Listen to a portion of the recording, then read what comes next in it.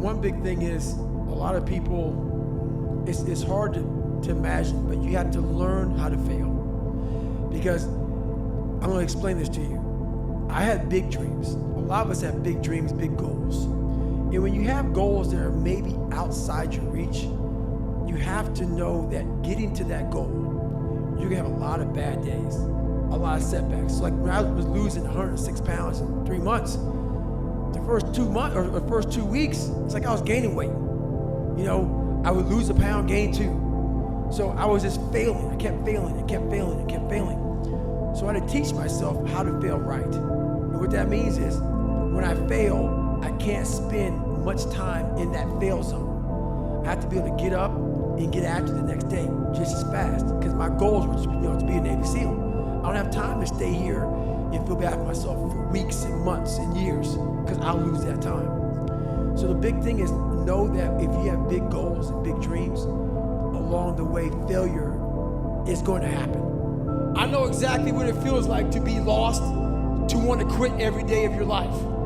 And that's kind of what created me. So on my bad days, that's where all this taking souls and comes from. So on my bad days, I had to imagine a false reality.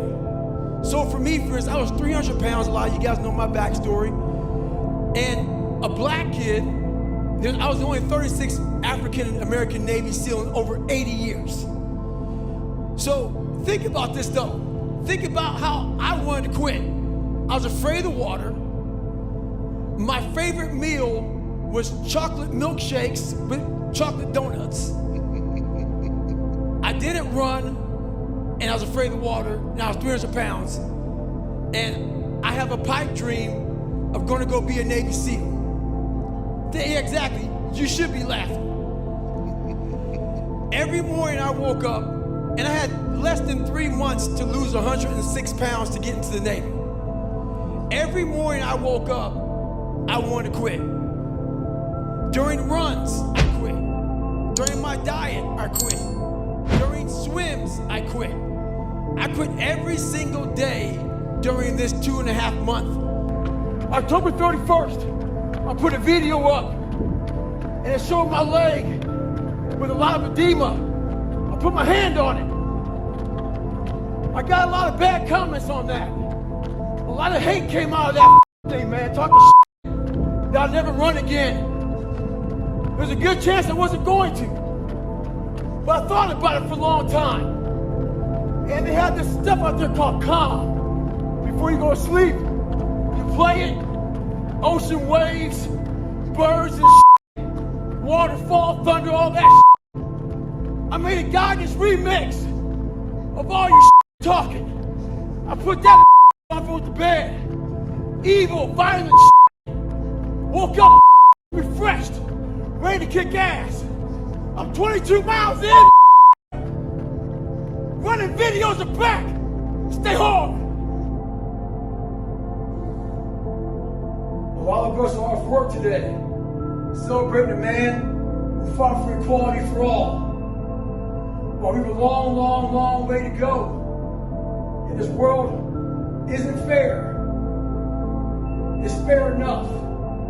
I see a lot of blacks, whites, women, lesbians out here grinding, getting after it, very successful. So where's your excuse? I see a lot of finger pointing, tons of people blaming other people for different shit. One big thing is this: fear.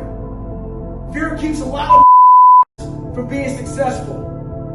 It keeps you making excuses for yourself. Fear lives one place and one place only, and that's in your mind. Martin Luther King had a dream. Don't let fear yours up. Stay hard. You can't hurt me. Every morning I woke up, I had a real conversation with that dirty mirror. And every day, the same answer came back to me.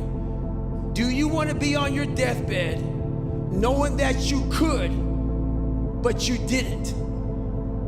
And so every day I kept saying that, and before I knew it, 2.5 months later, I lost the weight and I was going to Navy SEAL training. I don't know if they were necessary, but it was something that made me feel, I didn't feel good. It was easy. The brain that I was given as a child, it was easy to go home and think about how do I want to be a freak today? How do I want to show up to school today and be a freak? It didn't require me going home and opening the book up saying, it's gonna take me all year to learn this page.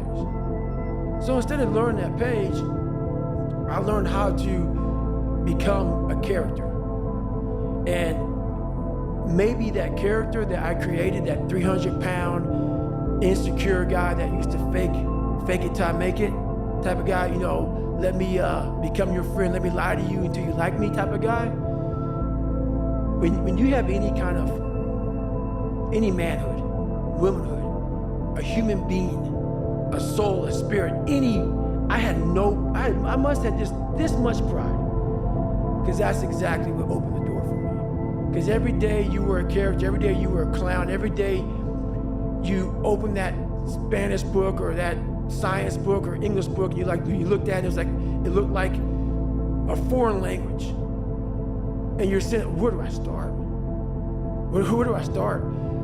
And obviously it was necessary. The more I talk about it, it was necessary, because what happened is I became haunted by the mere fact that this is my existence. You have to learn how to get up extremely fast, because you are going to have a million setbacks on this journey. And that's how I literally taught myself how to fail first.